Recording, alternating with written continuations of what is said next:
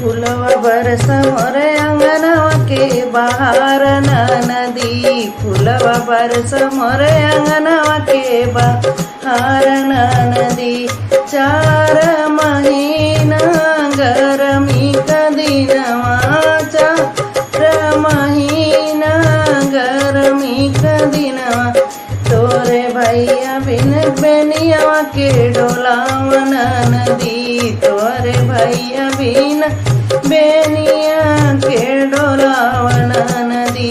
फुलवा बरस मोरे अंगनवा के बहार नदी। फुलवा बरस मोरे अंगनवा के बहार नदी। तोरे भैया बिन के बहार नदी। तोरे भैया बिन के बहार नदी। फुलवा बरस मोरे अंगनवा के बहार नदी। 4 महीना ठंडी का दिनवा, 4 महीना ठंडी का दिनवा। तोरे भैया बिन चदरिया के ओढ़ावन नदी। तोरे भैया बिन चदरिया के ओढ़ावन नदी।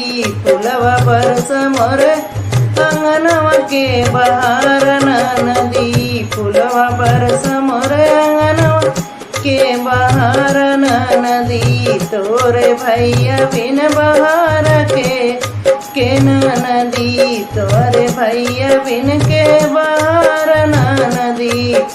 4 महीना बरसा तक दिनवा, 4 महीना बारिशवा का दिनवा।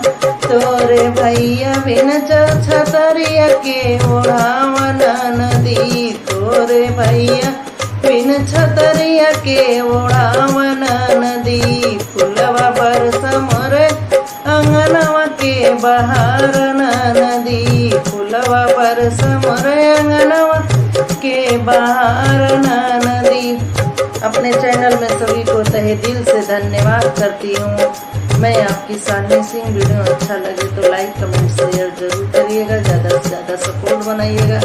सभी को तहे दिल से धन्यवाद करती हूँ। हमारी तरफ से सभी को राधे राधे।